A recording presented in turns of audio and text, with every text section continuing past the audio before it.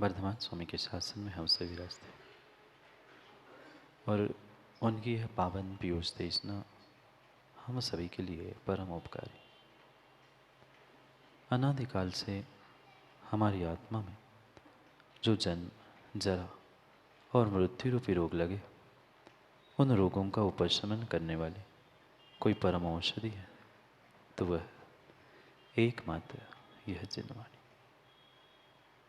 भव्यात्माओं, हम कई वर्षों से धर्म करते आए, धर्म की क्रिया भी करते आए, पर उस धर्म के मर्म को नहीं समझ पाए। कईयों ने श्रावक धर्म पालन किया, कईयों ने मुनि धर्म पालन किया, पर धर्म का पालन या धर्म को करते करते कितने वर्ष क्या कितने भव तक माँ बीत गए, पर आज तक मात्र और मात्र हम रूढ़ियों का धर्म करते। उन रूढ़ियों में जीना, रूढ़ियों को दोहराना, क्रियाओं को दोहराना मात्र इतना धर्म नहीं। इन रूढ़ियों से हटकर अपने आप को समझते हुए उस धर्म की प्रत्येक क्रिया को समझने की आवश्यकता। ऐसा शायद विरला ही कोई जीव होता है घर परिवार में जो धर्म नहीं करता। एक बालक को भी माँ संस्कार देती है, बेटा सुबह मंदिर जाना, चावल चढ़ाना, तिलक लगाना, गंधोदक लेना और फिर अपने पढ़ाई स्कूल चले जाना। पर माँ ये कभी हमने सोचा कि गंधोदक क्यों लिया जाता है, चावल ही क्यों चढ़ाए जाते हैं, या जो भी हम इन रूढ़ियों में जी रहे हैं उन रूढ़ियों के पीछे के कारणों को नहीं समझेंगे तो धर्म का फल मिलने वाला नहीं। जब आचार्य भगवान प्रत्येक स्थान पे कहते हैं कि धर्मा सर्व सुखा करो, इस संसार में अगर कोई सुख देने वाला है तो उसका नाम है धर्म। और धर्म करते करते करते इतने इतने वर्ष बीत गए, क्या माँ सुख मिला? क्या माँ सुख मिला? आपको नहीं मिला। जिस सुख की चाह थी, जिस प्रकार का सुख चाहिए था, उतना सुख हमें आज तक नहीं मिला। क्यों? क्योंकि मात्र हमने रूढ़ियों में, क्रियाओं में धर्म मान के रखा।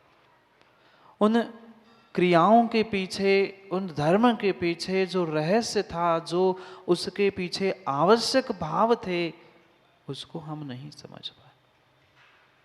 मात्र और मात्र रूढ़ियाँ, रूढ़ियाँ और रूढ़ियाँ, ये ऐसा, ये ऐसा, ऐसा करने से ऐसा नहीं मिलेगा। जब तक उन रूढ़ियों से हटकर हम वास्तविकता में धर्म के मर्म को समझेंगे, तब जाकर कुछ काम बन पाएगा। पर क्या करें, हमारे पास उन रूढ़ियों से उठने के लिए समय ही नहीं।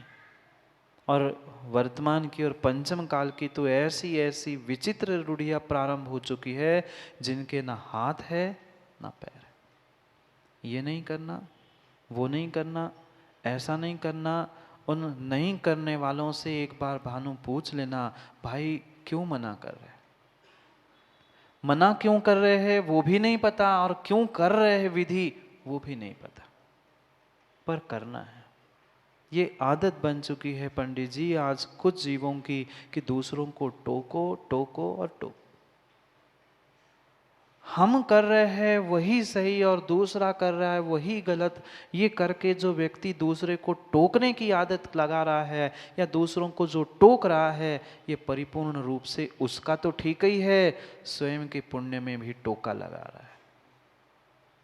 पुण्य का काम कर रहे थे हम, देव शास्त्र गुरु के सन्निधि में अपने उस पुण्य की प्राप्ति के लिए पुरुषार्थ कर रहे थे। हमने अपना काम छोड़ के दूसरे को टोका, टपक गया। जैसे हमने टोका, यहां हमारा पुण्य टपक गया। कभी तो हमें इस बातों को समझने की आवश्यकता है कि अंध रूढ़ियों में, अंधश्रद्धा में कब तक जिएंगे। हमारे आचार्य भगवंतों ने कहीं भी किसी भी प्रकार की अंधश्रद्धा या अंध रूढ़ियों की परंपरा बताई ही नहीं है। जो कुछ भी उन्होंने हमारे लिए, श्रावकों के लिए, साधुओं के लिए बताया है, सबके पीछे वह एक दृष्टि, एक तर्क, एक विचार दिया है। पर हमने ना आज तक समझा, ना हम समझ पाए, ना आने वाली पीढ़ी को समझा पाए।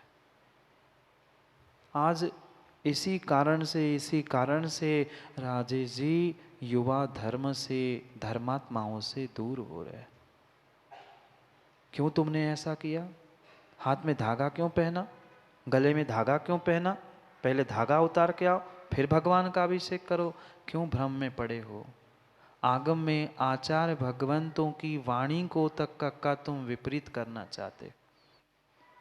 स्पष्ट जब आगम में लिखा है, वह राजेश भाई क्या आचार्य भगवंतों ने लिखा हुआ, कहा हुआ गलत है?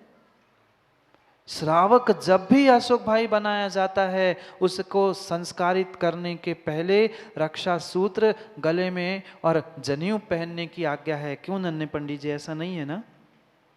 फिर ये आज जो कुछ विद्वान और कुछ त्यागी व्रती उल्टी बातें करने लगे हैं, उसके क्या हाथ पैर है?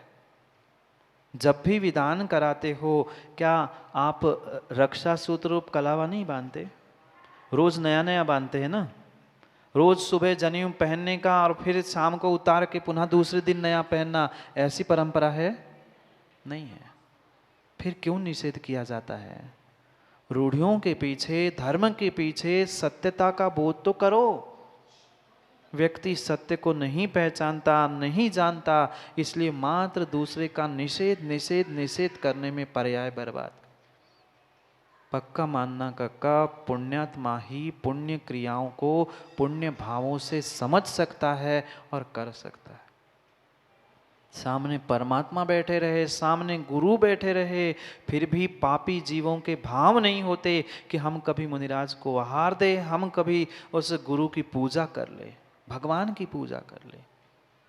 ये पुण्यात्मा जीव ही पुण्य कार्यों में संलग्न होने के भाव जुटाता है और पुण्य कार्यों में जुट भी जाता है। पर समस्या हमारे साथ ये है, हम जानते हैं ये पुण्य कार्य है, पर उन पुण्य कार्यों में भी तथाकथित रूढ़ियों में जीते जीते हमारा समय बर्बाद हुआ। क्या नन्हे पंडित जी, ये रूढ़ियां मतलब धर्म है? बहुत सारे ऐसे ज्ञानी हो गए, महाराज जी ये क्रियाकांड हमारे दर्शन का विषय नहीं है, हमारे तो भगवान बनने की व्याख्या है, आत्मा को पहचानने की बात करी है। भाई आत्मा तभी पहचान में आएगा जब तुम बाहर के शरीर को, पर्याय को, व्यवहार को संभाल लोगे, तब तुम्हारा निश्चय पल पाएगा। अन्यथा निश्चय की कोरी बातें करने से कोई भगवान बनने वाला नहीं है। यही तो फिर उस दिन भी अभिषेक नहीं करना चाहिए ना। पंच कल्याणक में इसीलिए मैंने पूछा, क्या पंडित जी 5 दिन अलग अलग कलावा बांधते हो? रोज जो जनेऊ पहना था, रोज जनेऊ बदलाया था, ये गलत है। आगम का, श्रुत का, देव शास्त्र गुरु का हम अवर्णवाद कर रहे हैं। सत्य का बातों को सोचो, समझो, विचार करो। आधे ज्ञान में मुकेश भाई ज्ञानी नहीं बना जाता। सभी अनुयोगों का पक्का पक्का निर्णय करने की आवश्यकता है। ये व्यवहार की क्रिया अगर तुम्हारे जीवन में उतरी नहीं है, तुम्हारा निश्चय का कार्य किंचित भी फलित नहीं होने वाला। क्यों पहनाया जाता है, क्यों जनेऊ, क्यों कलावा, क्यों इनकी व्यवस्था की है, इसका बोध किए बिना व्यक्ति को समीचीन पुण्य पुरुषार्थ का फल मिलने वाला नहीं है। हाथ में तो घड़ी पहने हैं, चेन लॉकेट पहने हैं, वह जबकि अंगूठियां पहने हैं, धातु को मांझे बिना उसका प्रयोग नहीं किया जाता। क्यों नन्हे पंडित जी, कुछ गलत कहूं तो टोकना।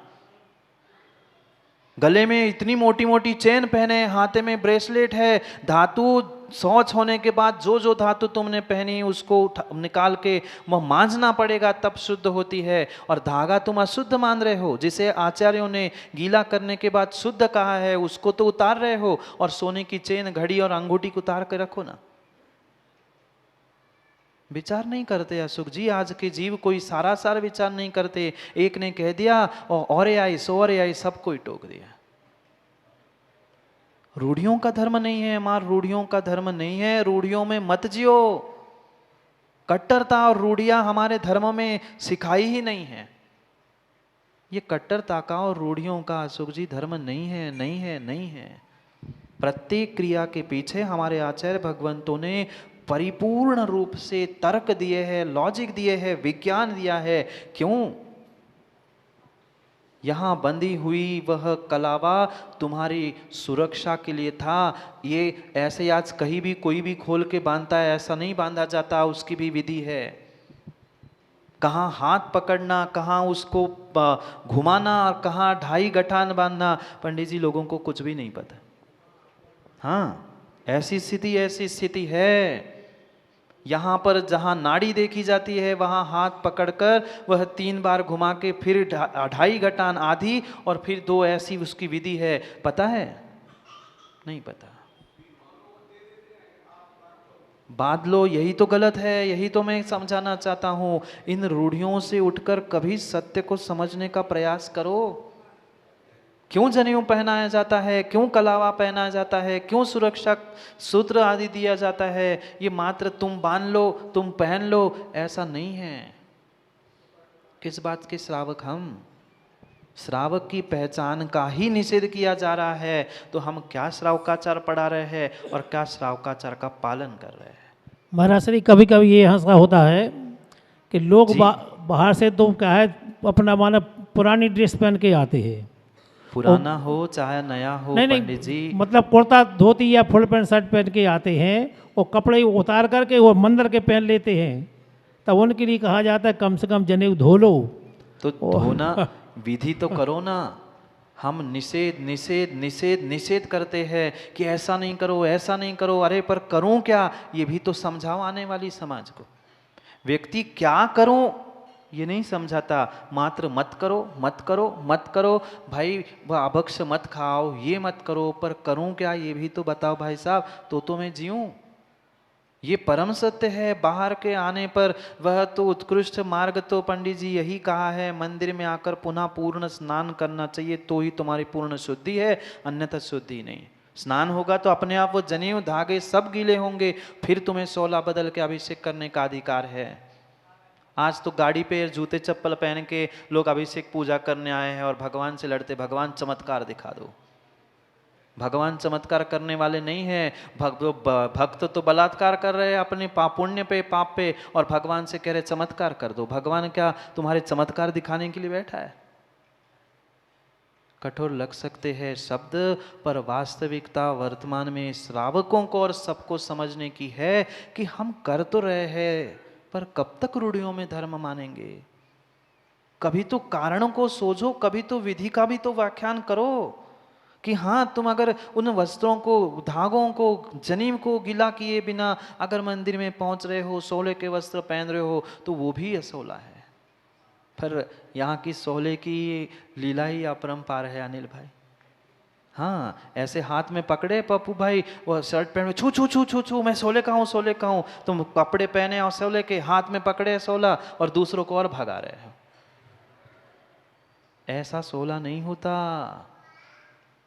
बहुत कुछ सहना समझना पड़ेगा। ये व्यवहार पक्ष है धर्म का, अभी धर्म नहीं है। ये मात्र क्रियाएं है, ये रूढ़ियों में तो करते आए हैं, पर मां गहरा निर्णय भीतर से करना होगा। इन श्रावकाचार की बातों को इन पंडितों को सिखाना चाहिए था। पर परम उपकारी हमारे आचार्य भगवंत है, प्रत्येक इसकी विधि लिखी है। तुम खान पान, तुम्हारा उठना बैठना, सब क्रियाओं में विवेक की आवश्यकता है। और विवेक नहीं है तो आप श्रावक ही नहीं हैं। श्रद्धा, विवेक और क्रिया, हमारे पास कथनचित श्रद्धा है और क्रिया है, पर बीच का विवेक नहीं है।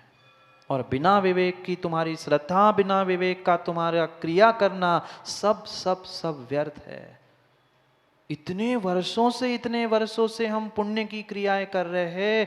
ये कहा है कि एक बार भगवान का दर्शन करने पर करोड़ों उपवास का फल मिलता है। हम भगवान के दर्शन करते करते दहलियां घिस गई, वेदियां घिस गई, पर हमारे कर्म नहीं घिस पाए।